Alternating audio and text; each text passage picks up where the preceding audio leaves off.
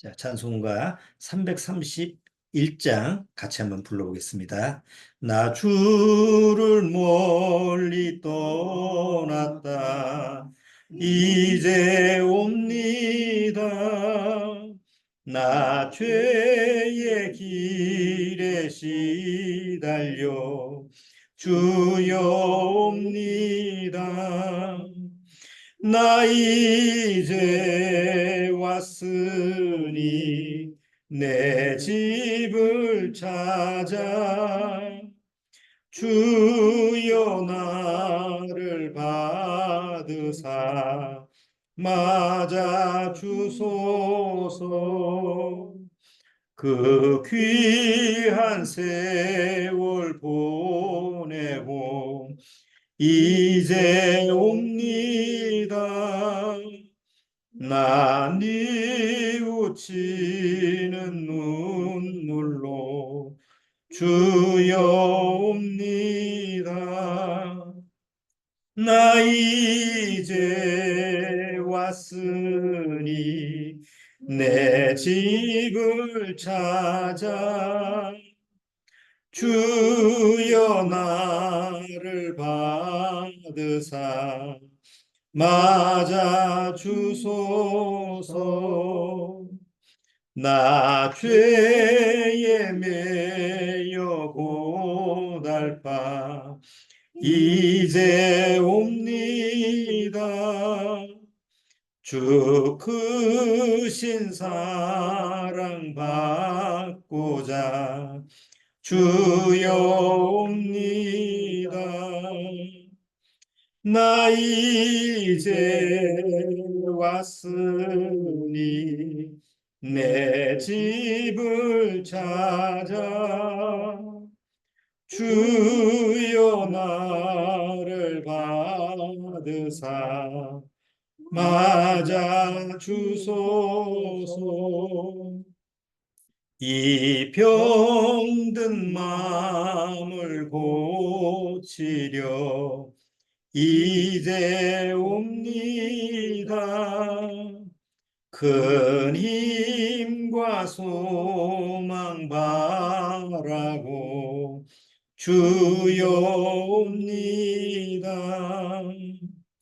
나 이제 왔으니 내 집을 찾아 주여 나를 받으사 맞아 주소서. 나 바랄 것이 무언가 우리 주 예수 날 위해 돌아가심만 믿고 옵니다. 나 이제 왔으니 내 집을 찾아 주여 나를 받으사 맞아 주소서.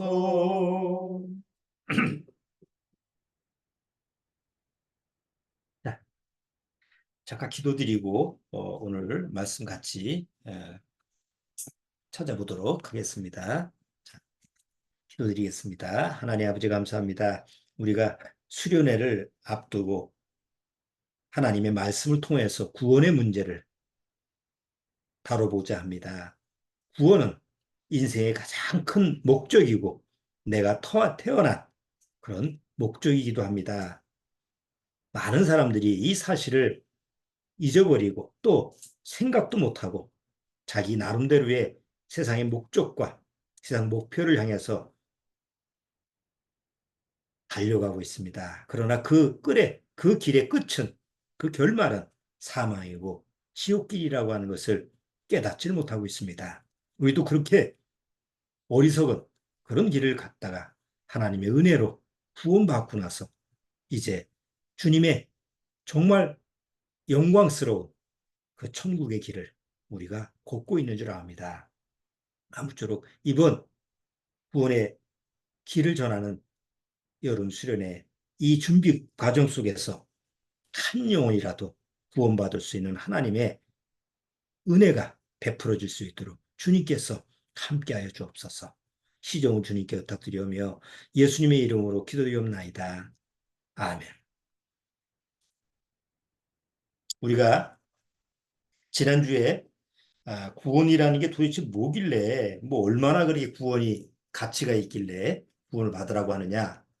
그래서 구원이라는 것은 값을 매길 수가 없는 그런 뭐 돈 주고 살 수 없는 그런 가치다. 뭐 세상에서는 뭐 지금은 웬만하면 돈 주고 다 사잖아요. 추상적인 것도 뭐 사랑도 우정도 명예도 뭐 이런 것도 다 돈 주고 사는 그런 세상이라고 했어요. 또 세상 것은 다 변하죠. 아무리 귀하고 좋은 거라도 다 변하게 돼 있어요. 그런데 하나님의 구원은 절대 변하지 않는 그런 가치를 가지고 있다.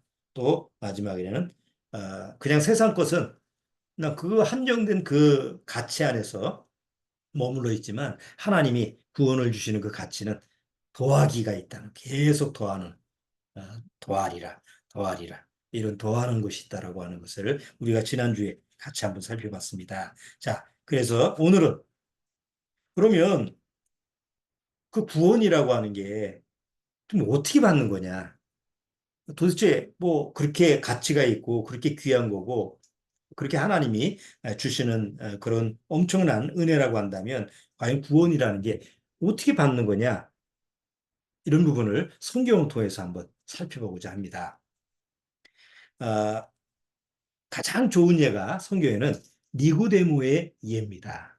그래서 요한복음 3장을 한번 보시고 니고데모라는 사람이 나오는데 그 니고데모라는 사람한테 아, 도대체 구원이라는 것이 어떻게 이루어지는 것인지 그 내용을 살펴보도록 하죠. 요한복음 3장을 한번 같이 찾아보겠습니다. 요한복음 3장. 자, 3장 1절서부터 1절서부터 7절까지 천천히 같이 한번 읽어보겠습니다. 바리새인 중에 니고데모라 하는 사람이 있으니 유대인의 관원이라. 그가 밤에 예수께 와서 가로되 랍비여 우리가 당신은 하나님께로서 오신 선생인 줄 아나이다. 하나님이 함께 하시지 아니하시면 당신의 행하시는 이 표적을 아무라도 할 수 없음이니이다. 예수께서 대답하여 가라사대 진실로 진실로 내게 이르노니 사람이 거듭나지 아니하면 하나님 나라를 볼 수 없느니라. 니고데모가 가로되 사람이 늙으면 어떻게 날 수 있삼나이까? 두 번째 모태에 들어갔다가 날 수 있삼나이까? 예수께서 대답하시되 진실로 진실로 내게 이르노니 사람이 물과 성령으로 나지 아니하면 하나님 나라에 들어갈 수 없느니라. 육으로 나는 것은 육이요 성령으로 나는 것은 영이니 내가 네게 거듭나야 하겠다는 말을 기이 여기지 말라. 여기 니고데모라는 사람은 관원이라고 돼 있어요. 바리새인이고 관원이라고 돼 있어요. 이 당시에 이스라엘 민족 중에서 바리새인이라고 하는 것은 율법 학자예요. 아주 율법에 통달한 사람이죠. 그리고 관원이라고 하는 그 명칭은 지금의 스카이 정도의 교수급이에요. 뭐 서울대 교수라 뭐 연대 고대 아니면 뭐 카이스트 이런 정도 학교에서 교수 학생들을 가르치는 그런 교수 정도의 직책이 바로 관원이라는 뜻이에요. 그러니까 상당히 지금으로 얘기하면 그 뭐 세상에서 조금 잘 나가는 사람들이죠. 또 무시 못하는 사람, 또 존경을 받는 사람. 자, 이런 그 위치에 있는 사람이 니고데모예요. 그런데 이 니고데모가 예수님을 밤에 몰래 찾아옵니다. 아마 니고데모라고 하는 사람이 나이가 한 50대 내지 60대 되지 않을까. 그런데 예수님의 나이는 지금 몇 살이에요? 30대잖아요. 그럼 나이가 한 5, 60대 된 사람이 몰래 찾아와서, 밤에 몰래 찾아와서 그 예수님은 뭐라 그러죠? 랍비라고 하죠. 랍비라고 하는 것은 그 당시 이스라엘 민족은 랍비는 위대한 스승이거든요. 아무한테나 랍비라고 하지 않고 자기를 이렇게 가르치는 아주 존경하는 그런 스승을 랍비라고 그러는데 뭐 젊은이한테 가서 랍비라고 하면서 그렇게 이제 예수님을 찾아오는 장면이 여기 요한복음 3장에 기록돼 있어요. 그 당시에 그 예수님이 복음을 전할 당시에 바리새인들, 특히 바리새인들한테는 미움의 대상이었죠. 왜냐하면 뭐 안식일도 어기고 율법에 대해서 아주 율법을 무시하는 것처럼 그렇게 표현을 하잖아요. 어? 내가 율법을 마치러 왔다. 뭐 알지 알 수도 없는 얘기를 하는데 도저히 뭐 바리새인들이 받아들일 수 없는 그런 그 말들을 해서 미움을 사요. 그리고 특히 유대인의 그 관원 지도자급들 존경 많은 지도자급들한테는 예수님이 아주 심하게 질책을 하죠. 심지어는 독사의 새끼들이라는 그 당시에 그 말을 들으면 사단의 새끼잖아요. 독사의 새끼라는 것은. 그러면 하나님을 아주 경건하게 뭐 하나님에 대해서 자기는 뭐 하나님의 아주 그냥 깨끗한 그런 자녀라고 생각했던 사람들한테 너희들은 독사의 새끼들이라 이렇게 얘기를 하면 그 사람들 마음이 어떻겠어요? 그래서 유대인 특히 이런 종교 지도자들 관원이라고 하는 이런 바리새인들 이 지도자급에서는 예수님을 저거 어떻게 죽이지? 이런 정도의 아주 미워하고 혐오하는 대상이에요. 그런데 그 집단 속에서 니고데모라는 사람이 있었거든요. 근데 니고데모라는 사람은 좀 생각이 좀 마음속에서 조금 깊었던 것 같아요. 저 사람이 왜 저런 말을 할까? 그리고 실제로 병자를 고치고 만약에 하나님의 말씀을 가지고 온 선자라고 한다면 내가 어떻게 해야 되지? 그래서 한번 이게 알려지면 안 되잖아요. 자기네들 집단이 있으니까 알려지면 안 되니까 몰래 이제 밤에 찾아가는 거예요. 마치 뭐 누구예요? 우리나라 대통령이 천공인가 뭐 그래서 또 시끄럽잖아요. 또 뭐 어디 청와대를 용산으로 옮기는데 또 풍수지리를 또 그 사람한테 가서 미리 들었다는 둥 어쨌다는 둥 뭐 그게 실제인지 안 실제인지 모르겠지만 혹시 실제라도 그랬어라고 할 수는 없잖아요. 대통령이 마치 뭐 어떤 종교에 아니면 특히 뭐 무속 같은 그런 신앙을 가지고 있다 하더라도 난 그걸 믿는 사람이요. 이렇게 내놓고 할 수는 없잖아요. 공인이. 그러니까 그런 것처럼 니고데모라는 사람이 그런 모습인 거예요.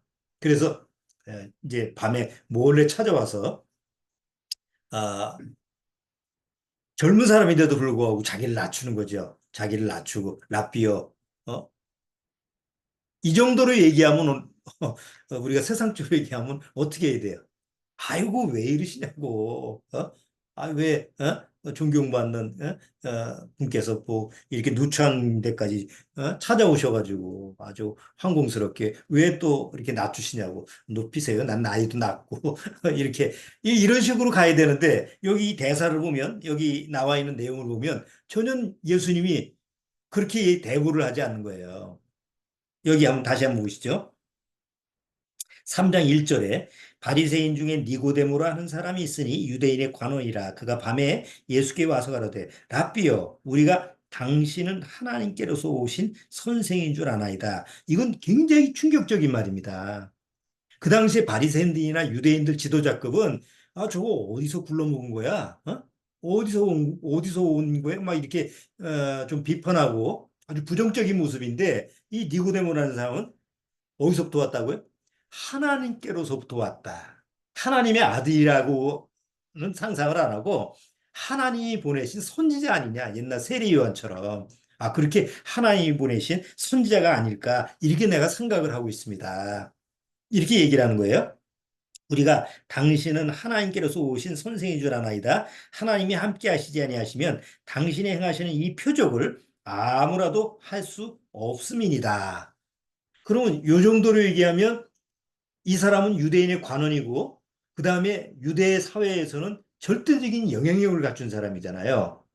그러면 한번 생각해 보세요. 내가 이스라엘 민족을 위해서 만약에 내가 이스라엘 사람들을 위해서 내가 뭔가 해야 되겠다라고 하면 이런 정치적인 지도자 정도의 뒷배가 있으면 어떨까요? 나를 다 반대해도 아이, 그래도 한번 좀 들어보자, 저 사람 말. 어? 무조건 반대하지 말고 좀 저 사람 좀 한번 귀를 기울여보자. 이렇게 한 사람이라도 자기를 지지해주는 정치적인 어떤 배경이 있다고 한다면, 뒷배가 있다고 한다면 큰 힘이 될 거예요. 그렇잖아요. 세상에서는 뭐래도 뭐 뒤에 그 권력자라든가 뭐 대통령이라든가 이런 거 나오는 사람들은 뒤에 배경을 삼잖아요. 뭐 돈 많은 사람, 뭐 유명한 사람, 나 이 뒷배가 이러니까 나 좀 찍어달라 이런 식으로 하잖아요. 그러면 예수님도 이 세상을 구원하시려고 한다면 적어도 이런 정도 자기를 좀 인정해주고 자기를 뭔가 좀 이렇게 믿으려고 하는 이런 정치적인 좀 힘을 가지고 있는 사람을 뒷배경으로 가지고 있어도 되는 거 아니에요? 그렇다고 한다면 몰래 찾아온 이 니고데모한테 뭔가 좀 좋게 얘기하고 뭔가 이렇게 좀 서로 좀 협력 관계를 맺을 수 있는 이런 관계로 대화가 이렇게 이루어져 가야 되는데 전혀 엉뚱한 소리를 하시는 거예요, 갑자기. 자, 그다음 보세요. 무슨 얘기를 하시느냐? 3절. 예수께서 대답하여 가라사대 진실로 진실로 내게 이르노니 사람이 거듭나지 아니하면 하나님 나라를 볼 수 없느니라. 자, 니고데모라는 사람은 절대적으로 하나님을 믿는 사람이에요. 하나님의 자녀라고 나는 하나님의 백성이야. 또 바리새인이라고 한다면 뭐 하나님의 백성, 뭐 하나님이 택한 사람이라고 하는 어떤 아주 선민 사상이 강한 사람이죠. 그런데 갑자기 한 번도 들어보지 못한 얘기를 하는 거예요.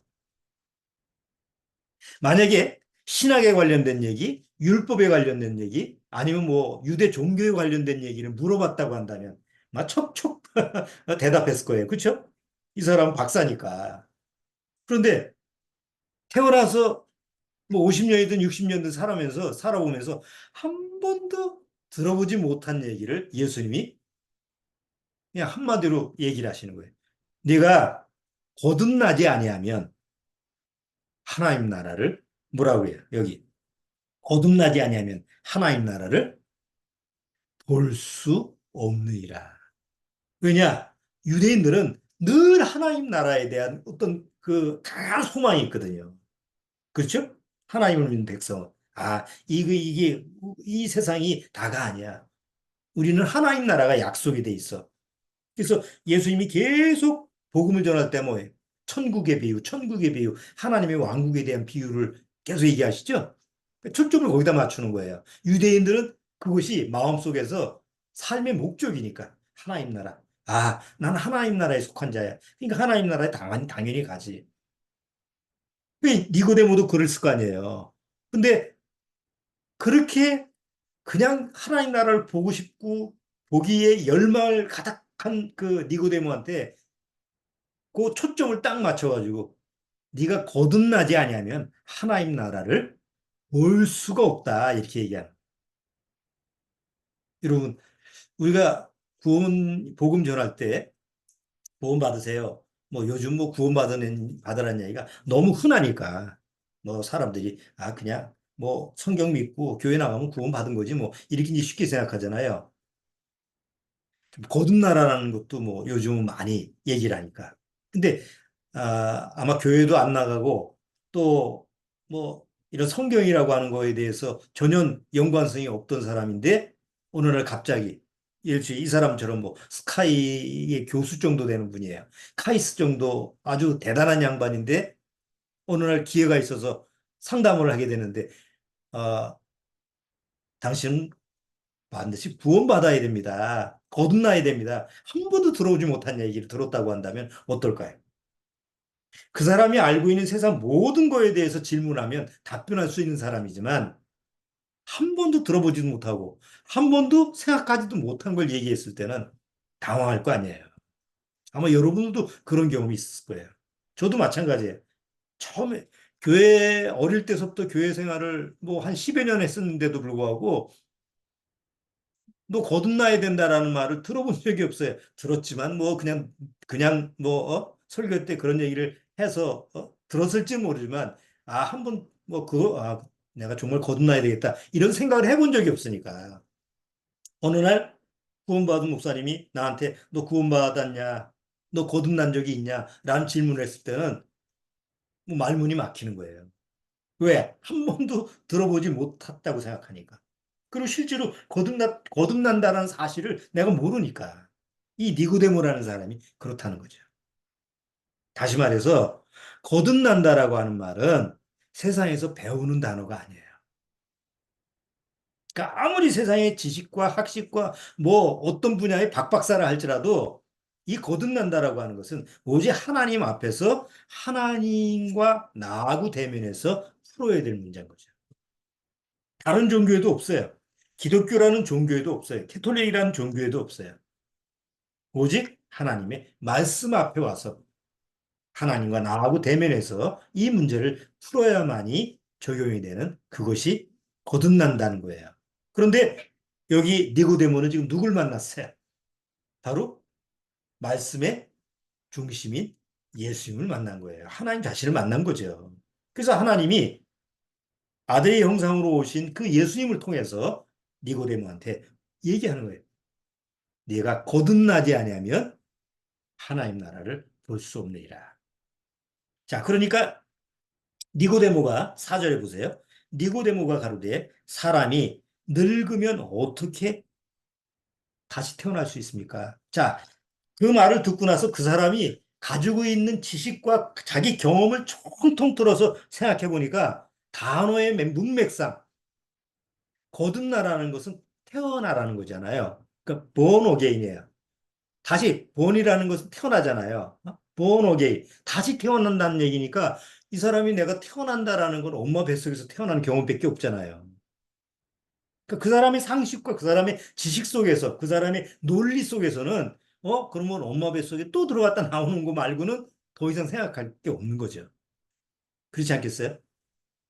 그나마 이 정도로 대답하니까 박사인 거예요.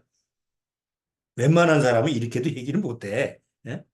그뭔 얘기요? 그거 뭐 쓰잘데없는 얘기를 그렇게 얘기하고 말죠.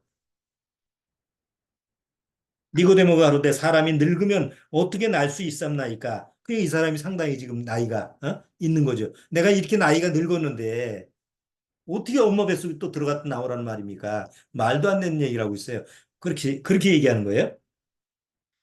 두 번째 모태에 들어갔다가 날 수 있삼나이까? 예수께서 대답하시되 진실로 진실로 내게 이르노니 사람이 물과 성령으로 나지 아니하면 하나님 나라에 그다음 뭐라죠?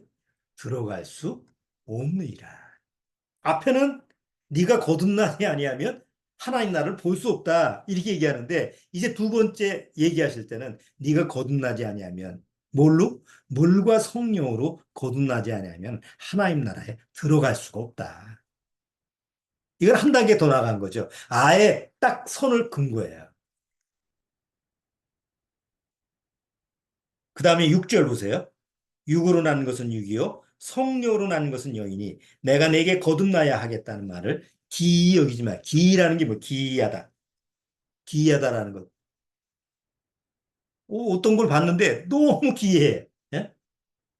세상에 일어날 일이 뭐 상식 밖의 일이 일어났을 거예요. 그게 참 기이하다 그러잖아요. 기이한 현상이다 이렇게 얘기하잖아요. 거듭나는 것이 사실은 우리 인간 편에서 봤을 때 세상 편에서 봤을 때는 기이한 일이에요. 뭐 요즘은 너무 흔한 말이 돼서 뭐 사람들이 그것도 쉽게 넘어가지만 거듭난다라고 하는 말은 오직 하나님의 세계 속에서만 일어날 수 있는 일이죠. 자, 근데 여기서 이제 힌트가 나오죠. 어떻게 거듭나라고 그랬죠? 엄마 뱃속에 들어갔다 나오는 건 아니에요. 그건 육으로 나는 거예요. 적어도 우리가 구원받으려면 육의 출생이 있어야 되죠. 이 세상에 태어나지도 않았는데 구원이라는 말은 적용이 안 돼요. 먼저 육신의 출생. 근데 육의 출생은 나의 엄마, 아버지가 나를 육신으로 낳는 게 육의 출생이에요. 그거는 태어난 거예요. 근데 다시 태어나는 거, 거듭 태어나는 거, born again이라고 하는 것은 다시 태어나는 건데, 그러면 이 니고데모 말처럼 엄마 뱃속에 들어갔다 나오는 것은 아니야. 그건 불가능한 거니까. 그래서 예수님이 얘기하셨어요. 그건 육으로 태어나는 거다. 다시 태어나는 것은 영으로 다시 태어나는 건데 그 영으로 태어나는 방법은 두 가지인데 하나는 물이고 하나는 성령이다. 물과 성령으로 다시 태어날 수가 있다. 너는 그걸 기이 여기지 말라. 이렇게 얘기하는 거예요. 그런데 구약에서는요, 이 정도 지금 니고데모 같은 사람 정도의 그 당시에 학식이면 구약 성경을 웬만하면 거의 다 암송할 정도예요.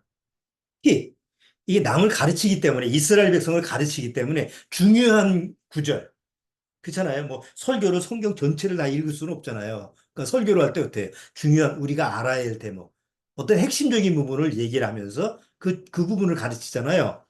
이 당시에 관원도 이스라엘을 가르칠 때 성경에서 구약 성경에서 하나님의 가장 중요한 메시지 정도는 다 암송하고 있어요.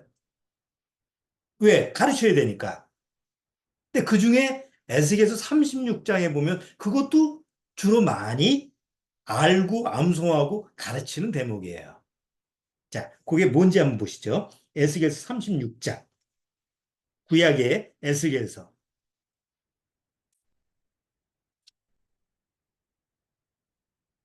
자, 에스겔서 36장.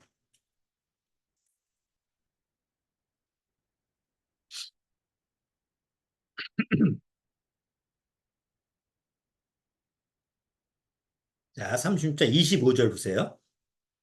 25절.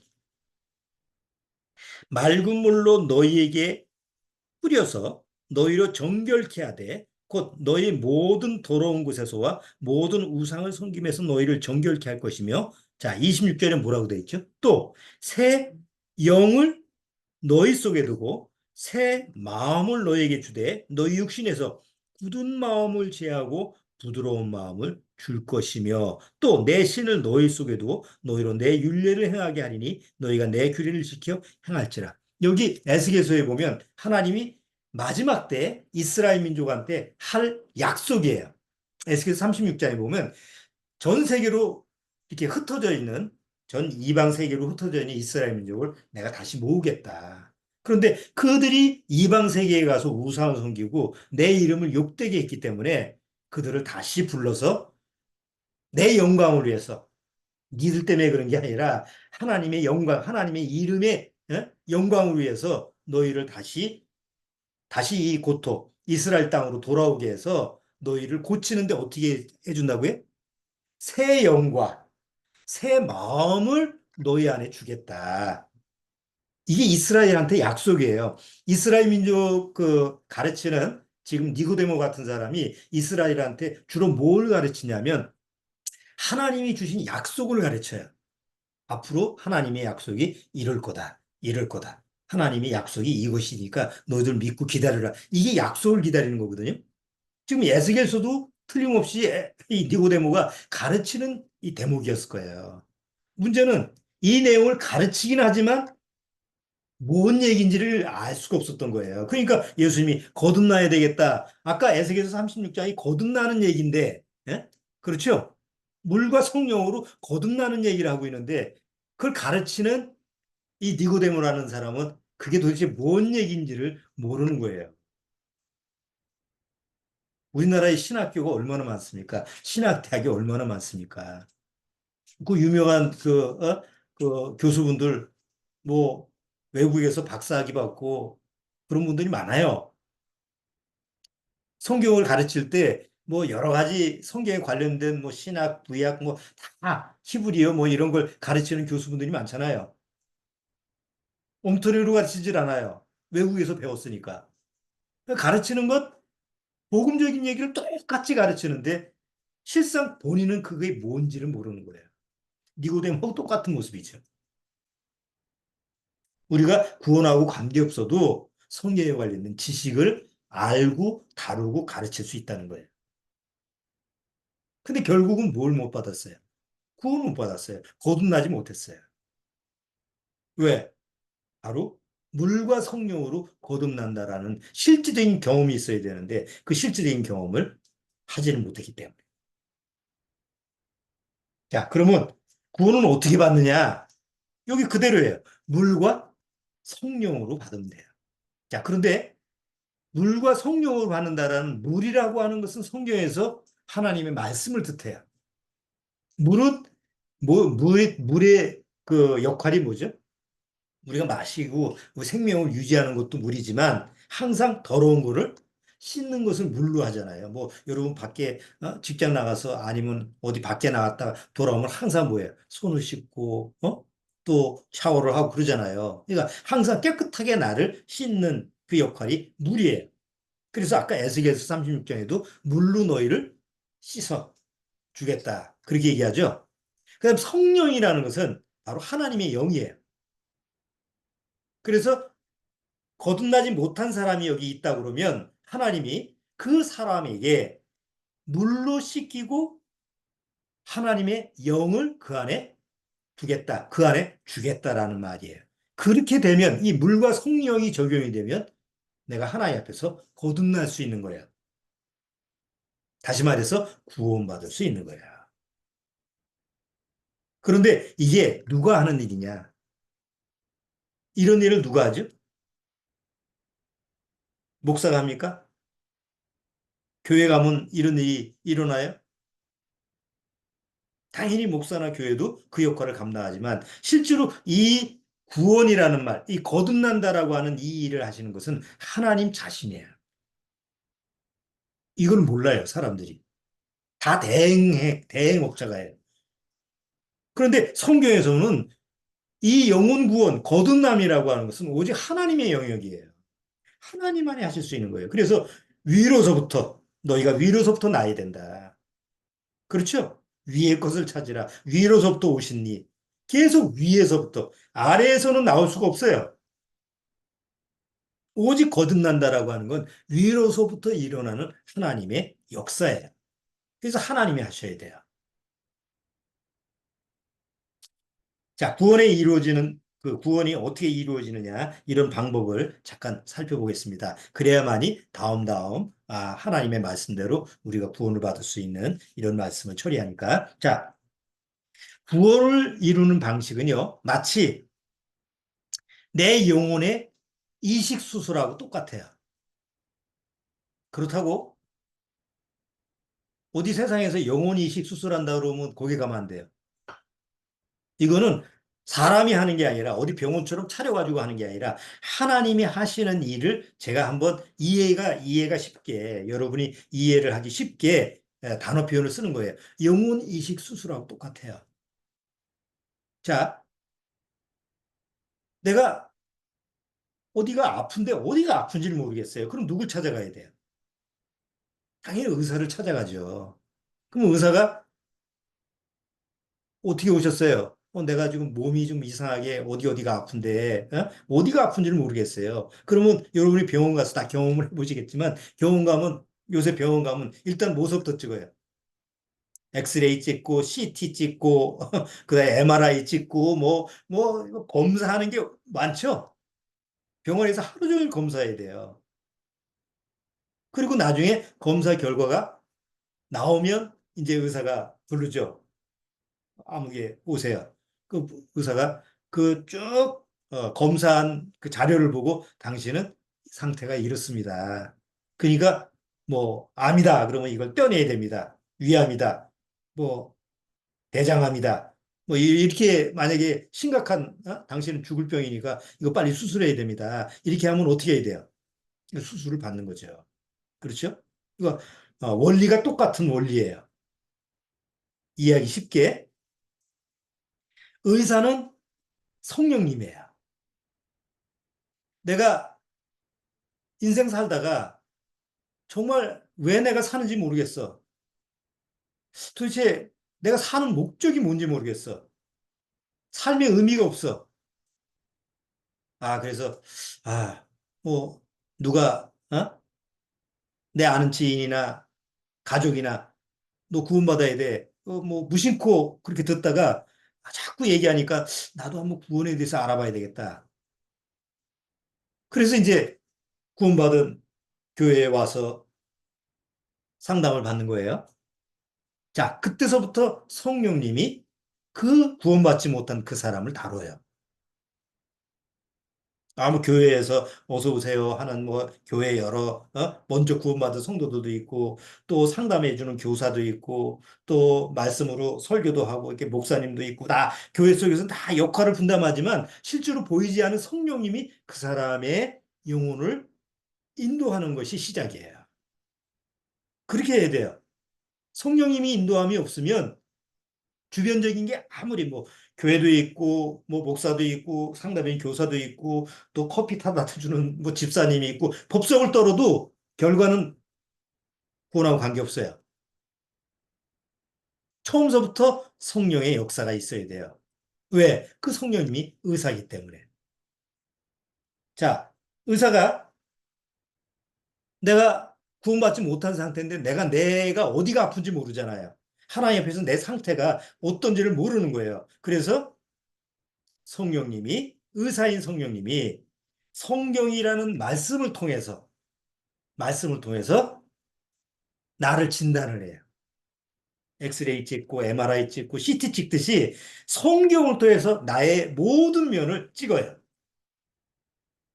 그리고 이제 나를 불러다가 내 상태를 얘기하는 거야. 당신은 성경을 통해서 하나님의 말씀을 통해서 지금 이러이러한 상태입니다. 그렇죠? 아니 내가 어디가 아파. 근데 의사한테 갔는데 의사가 내 진단도 안 해주고 내가 어디가 아프다 뭐 이게 이런 점검도 안 해주고 무조건 고친다는 건 그 말이 안 되는 얘기잖아요. 상식적으로 하나님 앞에서도 내가 구원을 받으려면 거듭나려고 한다면 먼저 말씀 앞에 가야 돼요. 그 말씀이 곧 물이다 말이에요. 마치 옛날에는 거울이 없을 때 뭘로 자기를 비춰봐요. 물에다가 자기를 비춰보잖아요. 성경은 나를 비춰볼 수 있는 물과 거울과 같은 역할을 해요. 예를 들어서 십계명. 다음번 또 설교할 때 제가 다루겠지만 십계명을 통해서 당신은 이러이러한 상태로 지금 하나님 앞에서 이렇게 아픕니다. 이게 대표적인 게 십계명이에요. 자, 1계명, 2계명, 3계명, 10계명이 있잖아요. 자, 1계명 쭉 얘기하고 당신 여기서 이 1계명에 지킵니까? 못 지킵니까? 못 지킵니다. 10% 지금 X입니다. 이계명, 당신은 이계명 지킵니까? 못 지킵니까? 이계명도 못 지키네요. 그러면 20% 지금 상태가 나쁜 겁니다. 3계명, 4계명, 5계명 부모 공경하라는데 매일마다 공경하세요? 100% 하셨어요? 아유, 하려고 노력을 하는데 100% 못했어요. 지난주에도 화냈어요. 그건 5계명도 50% 지금 X입니다, 지금. 상태가 50%가 지금 안 좋습니다.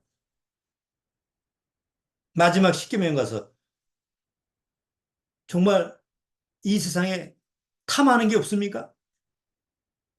아이고, 매일마다 마음에서 탐하는 게 나오는데, 아이고, 어떡합니까, 선생님? 100% 지금 X고 100% 상태가 안 좋은데요? 100% 상태가 안 좋다는 게 뭔 얘기입니까? 죽었다는 얘기입니다. 아니, 당신은 지금 앞으로 죽을 겁니다. 이 얘기가 아니고, 하나님 앞에서 당신은 죽었다는 얘기입니다. 이렇게 그 사람이 상태를 얘기해주고 확인시켜주는 게 성경이다 말이에요. 그래서 성령이 오면 예수님이 얘기하셨어요. 성령이 너희한테 오면 성령이 처음 가르쳐 주는 게 뭐예요? 성령이 죄에 대하여,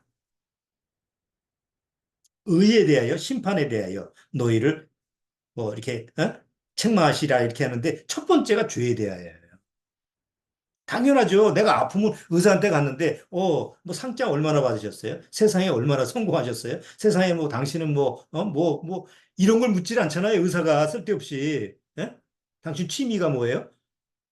수입이 얼마나 돼요? 당신 뭐 가족 관계는 괜찮습니까? 이런 거 안 물어보죠. 어디가 아프세요? 이렇게 물어보지. 그게 이사의 역할이에요. 내 영혼을 고치는 성령님은 나를 대면해서 만났을 때, 이 사람이 교회에 대해서 얼마나 헌신할까? 얼마나 헌금을 할까? 얼마나 노력을 할까? 이런 거를 판단하고 노력하는 게 아니에요. 그걸 테스트하는 게 아니에요. 당신은 하나님 앞에서 이런 상태입니다. 성경을 보면서 이렇게 해서 보니까 당신은 아이고 지금 한 70%, 80% 죽어 있는 게 아니라 100% 죽어 있는 자인데요. 그래서 본인으로 하여금 성경을 통해서 확인시켜 주는 거예요. 이게 성령님이 하시는 일이에요. 성경에서는 절대로 구원받지 못한 사람을, 거듭나지 못한 사람을, 이제 나중에 늙으면 죽는다라고 하지 않아요. 죽었다라고 얘기해요. 에베소서 2장 한번 보시죠.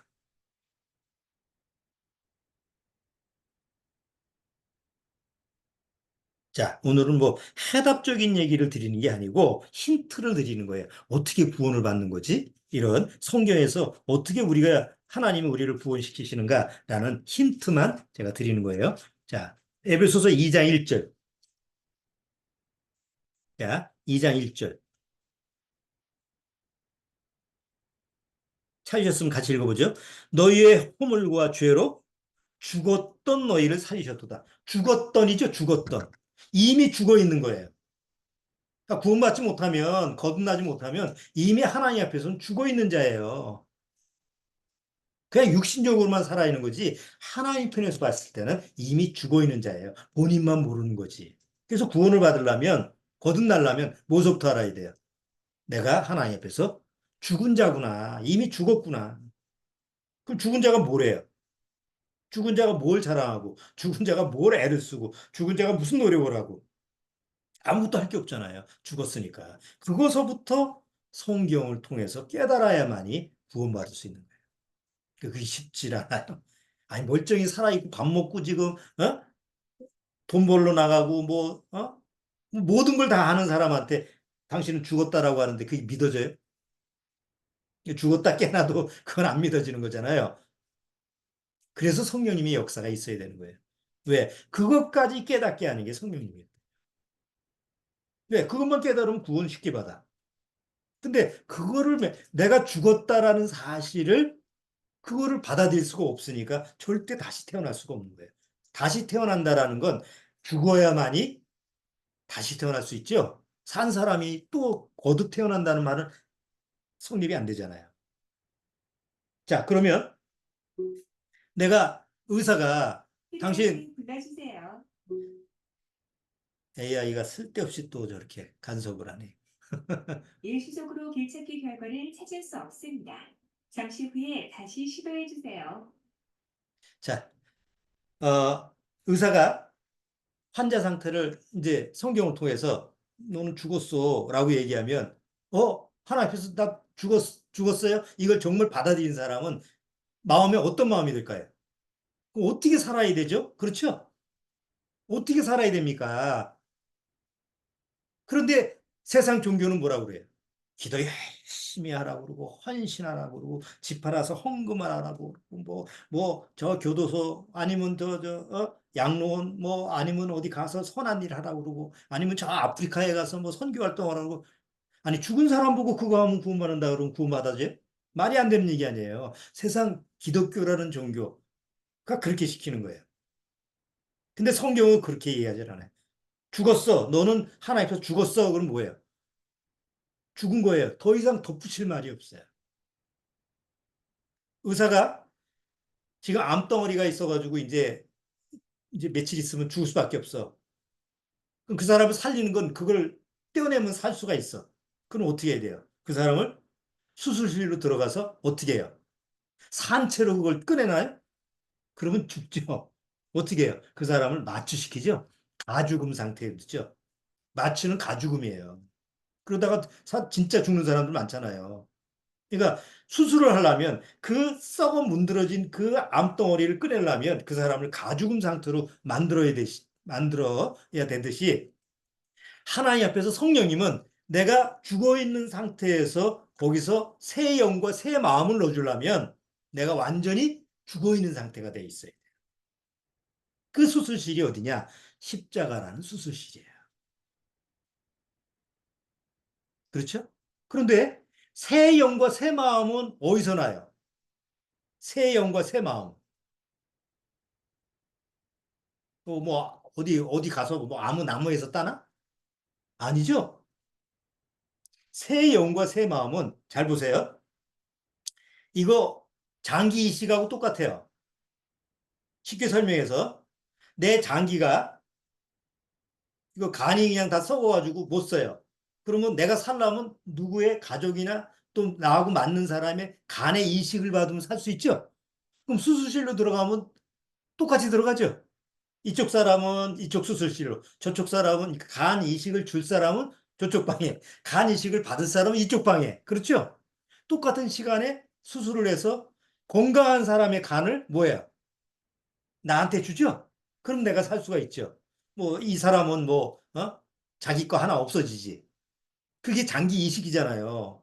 불법매매도 그래서, 문제가 되는 거고. 하나님 앞에서 지금 영혼의 수술이 같은 원리예요. 십자가라는 수술실에 한편에는 예수님이 계시고, 한편에는 죄로 죽어 있는 내가 있어요. 성령님은 예수님 안에 새 영과 예수님 안에 있는 새 마음을 꺼내서 내 안에 죽어 있는 영을, 사단의 영을 없애버리고 하나님의 영을 넣고 만물보다 부패한 아주 거짓된 그 썩은 문드러진 마음을 뽑아버리고 예수님 안에 있는 새 마음을 넣어주는 게 영혼의 수술이에요. 그걸 누가 해요? 그 목사가 할 수 있어요? 목사는 못해요. 그래서 목사는 간호조무사예요. 간호사도 아니야. 간호조무사야. 뭐 하는 일이 없어. 그냥 그 성령님이 하시면 거기 돕는 거야. 성경 갖다 달라면 성경 갖다 주고 그런 거 하는 역할이 목사예요. 뭐 대단한 거 아니에요. 아무것도 아니야. 오직 하시는 건 성령님이 하시는 일이에요. 물론 그 성령님이 하시는 일에 도우미가 없으면 안 되지. 그 옆에 도우미를 쓰라고 하나님이 세우신 거니까. 그런데 사람들이 착각을 해가지고 마치 자기가 성령님의 일을 대행하는 것처럼 자기가 구원을 주는 것처럼 그런 사람들이 많잖아요. 그런 종교 지도자들이. 다 가짜지. 뭐. 성령님의 일을 가로채고 성령님의 일을 대행하는 것은 다 그건 거짓이에요. 자, 어쨌든 그 수술실에서 하나님이 성령님이 예수님 안에 있는 새 영과 예수님 안에 있는 새 마음을 내 안에다가 넣어주면 난 뭐가 돼요? 새 사람이 되고 새 것이 되는 거예요. 그래서 고린도후서에 뭐라고 그래? 보라, 새 것이 되었도다. 새 피조물이 되었다라고 얘기하는 거예요. 그렇죠? 요게 구원이라는 거예요. 요렇게 되는 것이 구원이라는 거예요. 그리고 그렇게 된 사람은 자기도 모르는 사이에 내가 새 것이 됐네. 새 피조물이 됐네. 이제는 내 안에 뭐가 있어요? 새 영이 들어왔고 사단의 영이 없고 새 영이 들어와 있고 내 안에는 부패한 마음이 없어지고 예수 그리스도 안에는 새 마음이 들어가 있는 거예요. 그래서 빌립보서에 너희는 이 마음을 품으라. 곧 그리스도 예수의 마음이 석거머니 마음 아니, 공자 마음, 마호메트 마음 이런 거 아니에요. 오직 예수 그리스도 안에 있는 마음을 너희가 품자는. 그러니까 정말 거듭난 사람은 정말 구원받은 사람은 어디를 거쳐서 오는 거예요? 십자가라는 수술실에 들어갔다 나온 사람이야말로 거듭난 사람이에요. 그 경험이 없으면 거듭날 수가 없는 거예요. 아직 우리 가족 중에 우리 믿음의 식구들 중에서 구원받지 못한 분들 잘 한번 기억해 보세요.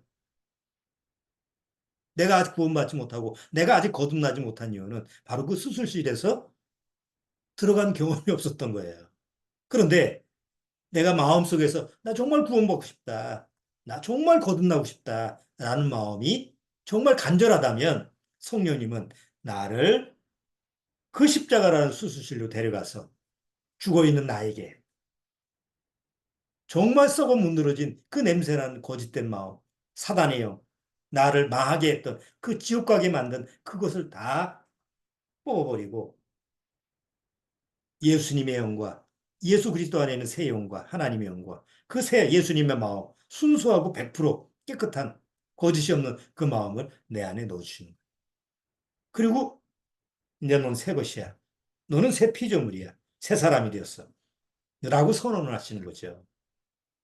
바로 니고데모한테 예수님이 이 말씀을 전해주는 거예요. 그러니까 기이 여기지 말라. 물과 성령으로 네가 거듭나야 된다. 내가 지금까지 가지고 있는 경험, 내가 가지고 있는 지식, 내가 가지고 있는 논리, 내가 가지고 있는 그 모든 것, 그 뭐예요? 다 헛것이야. 넌 죽은 자야. 죽은 자가 뭐라고 뭐 말을 해. 넌 죽어 있는 것 뿐인데. 그러면서 이제 니고데모한테 구원의 기회를 주시는 거죠. 좀 놀라운 하나님의 은혜가 아닐 수 없습니다.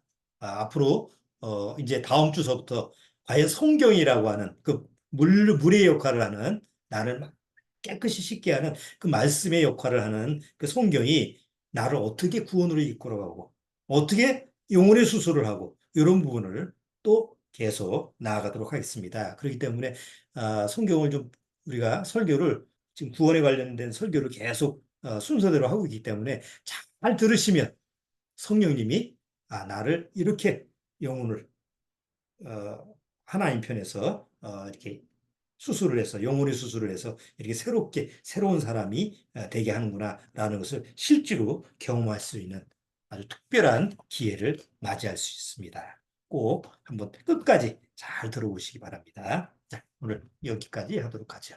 기도하고 마치겠습니다.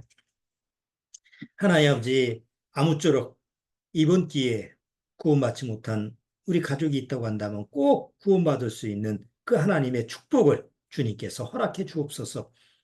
이 마지막 때 구원받지 못한다면 아무것도 없고 아무 의미도 없고 아무 보람도 없는 그런 무의미한 인생이라는 것을 깨닫게 하옵소서. 이 세상을 버리라는 것이 아니라 이 세상에 사는 동안 내가 충실히 살아야 되지만 가장 중요한 것은 바로 하나님 앞에서 구원받고 거듭나고 그리스도 안에서 생활한다라고 하는 그 사실을 꼭 기억하고 꼭 기억할 수 있도록 주님께서 인도하여 주옵소서. 예수님의 이름으로 축원합나이다. 아멘.